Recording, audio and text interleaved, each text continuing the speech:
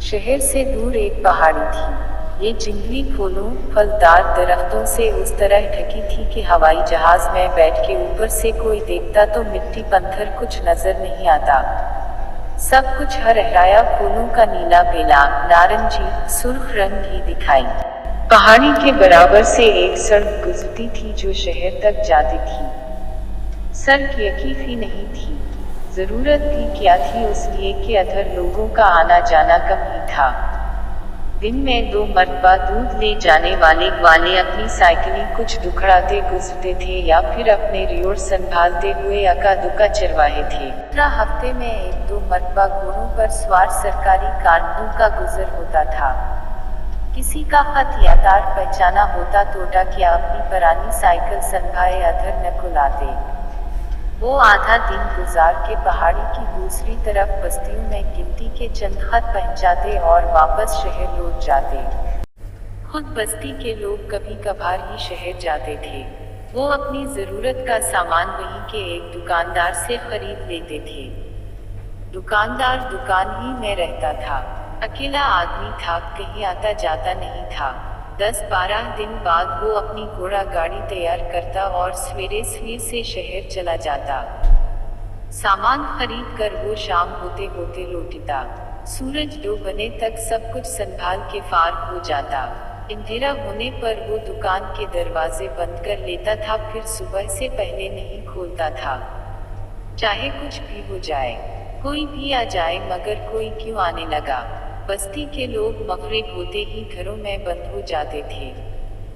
پھر دوسرے دن سورج کے ساتھ ہی نکلتے تھے۔ اس کی ایک وجہ تھی۔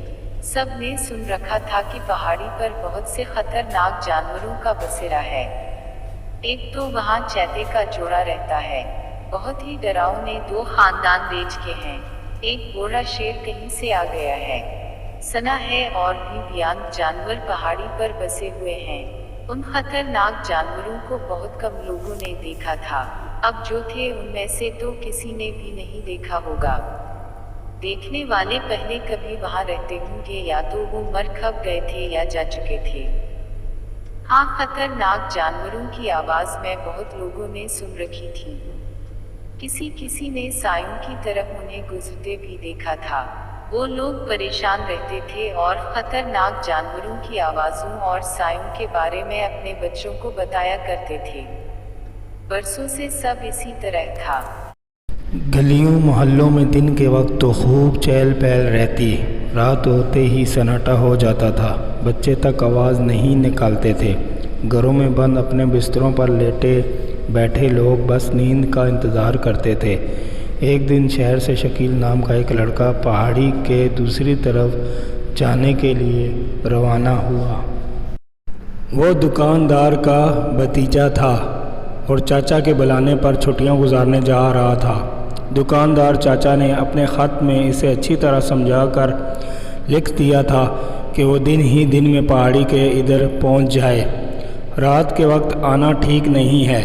شکیل شہر سے چلا تو خوب دھوپ نکلی ہوئی تھی۔ کچھ دور اس نے ایک بڑے میاں کو خاکی وردی پہنے چمڑے کا جھولا لٹکائے سائیکل پر آہستہ آہستہ جاتے دیکھا۔ اس نے دوڑ لگا کر انہیں جا ملا۔ وہ چاچا کی دکان کا پتہ سمجھنا چاہتا تھا۔ یہ ڈاک منشی تھا، ہمدرد آدمی تھا۔ انہوں نے بتایا کہ وہیں جا رہے ہیں، اگر شکیل تم سائیکل پر بیٹھنا چاہتے ہو تو بیٹھ سکتے ہو۔ واہ واہ، اس سے اچھی کیا بات ہوگی۔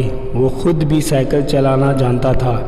انہوں نے طے کیا کہ دونوں باری باری چلائیں گے، ایک کو تھکانا اچھا نہیں۔ خیر، پہاڑی کے برابر سے جاتی اس سڑک پر یہ دونوں چلے جا رہے تھے کہ اتفاق سے ایک جیپ گاڑی پہاڑی ڈھلان پر سے اترنے لگی۔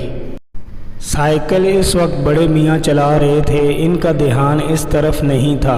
جیپ کو اچانک سامنے پا کر وہ گڑبڑا گئے اور سائیکل کا پچھلا پہیہ گزرتی جیپ سے ٹکرا گیا۔ دونوں دور جا کر گرے۔ شکیل تو سڑک کے کنارے اگی گھاس پر گرا تھا، معمولی خراشوں کے سوا اسے چوٹ نہ آئی۔ ڈاکیے بیچارے بے ہوش ہو گئے، سائیکل بھی ٹوٹ پھوٹ گئی۔ جیپ والوں نے اتر کر دیکھا، غلطی ان کی نہیں تھی مگر ذمہ دار لوگ تھے۔ انہوں نے کہا ہم ڈاکیے کو شہر کے اسپتال لے جاتے ہیں، تم بھی آنا چاہو تو آ سکتے ہو۔ شکیل نے سوچا کہ دکان دور کتنی ہوگی، وہ چلتا رہے تو اچھا ہے۔ اس نے جیپ پر ڈاکیے کو سوار کرایا، ان کی سائیکل چڑھا دی، تھیلا بھی رکھ دیا، جیپ شہر کی طرف چلی گئی۔ ان باتوں میں کافی وقت لگ گیا تھا اور سورج جھک آیا تھا۔ شکیل نے سوچا وہ سڑک چھوڑ کر کسی چھوٹے راستے سے پہاڑی پر چڑھتا ہوا روشنی میں دکان تک پہنچ سکتا ہے۔ وہ جنگلی پھلوں سے لدے ٹیڑھے میڑھے درختوں کے درمیان راستہ بناتا پہاڑی پر چڑھنے لگا۔ طرح طرح کی چڑیاں اور تتلیاں اڑتی پھرتی تھیں، خرگوش اور گرگٹ تھے اور درختوں کے تنوں پر چلتے شوخ رنگوں والے کیڑے مکوڑے تھے۔ درختوں پر پھل پک رہے تھے۔ ان سب خوبصورت چیزوں کو دیکھتا، پھلوں کے مزے لیتا شکیل چلتا رہا۔ وہ اپنے خیال سے ٹھیک چل رہا تھا، سمجھ رہا تھا کہ گھنٹے بھر میں پہاڑی کے اتر جائے گا، مگر وہ بھٹک گیا تھا۔ شام گہری ہو گئی اور پرندے شور کرتے آنے لگے۔ دیکھتے دیکھتے سورج ڈوب گیا۔ گھنے جنگل کے اندھیرے نے اسے اور بھٹکا دیا، مگر وہ باہمت لڑکا تھا، چلتا رہا۔ کچھ دیر میں چاند نکل آیا، جس کے دھیمے اجالے میں وہ راستہ ڈھونڈتا رہا۔ رات آدھی سے زیادہ گزر گئی، شکیل تھک گیا تھا، اسے بھوک بھی لگ رہی تھی، مگر چاندنی رات میں پہاڑی کے ہرے بھرے درختوں اور اڑنے پھرنے والے پرندوں اور جانوروں کی آوازوں سے اسے کچھ سما باندھا تھا، اور رات کو کھلنے والے پھولوں کی خوشبو نے ایسا جادو چلایا تھا کہ شکیل کو بھوک اور تھکن کا زیادہ خیال نہیں آیا۔ آخر اجالا ہوتے ہوتے وہ دوسری طرف جا اترا۔ اس کا چاچا دکان کھولنے کی تیاری کر رہا تھا۔ شکیل کو پہچان کر وہ خوش ہوا اور پریشان بھی ہو گیا۔ بھلا اس طرف سے اس وقت کوئی یہاں کیسے پہنچ سکتا ہے؟ رات میں تو پہاڑی پر خطرناک جانوروں کا راج ہوتا ہے۔ شکیل کے لیے ہر خطرناک جانوروں والی بات نہیں تھی۔ اسے گرگٹ چڑیاں، جگنو، خرگوش اور دوسرے دلچسپ جانور بے شک ملے تھے، اور جنگل کے رسیلے پھل اور رات میں کھلنے والے پھول بھی۔ پہاڑی پر تو کوئی ایک بھی خطرناک جانور نہیں ہے۔ چاچا سوچ میں پڑ گئے۔ یہاں ایسے خطرناک جانور ہوں گے ہی نہیں۔ جس نے بھی پہل ان جانوروں کی بات پھیلائی تھی، اس نے انہیں خود تو دیکھا نہیں ہوگا، بس اپنا وہم اور اپنا خوف دوسروں سے بیان کر دیا ہوگا، یا بہت اس نے ڈرونی آوازیں سنی اور سائے دیکھے ہوں گے جنہیں وہ سمجھ نہیں پایا ہوگا۔ درختوں کے ہلتے سائے ایسے چیتے، شیر اور رچھ نظر آئے ہوں گے۔ رات میں جنگل کی دلچسپ آوازیں اس کے خوف کے ساتھ بدل گئی ہوں گی۔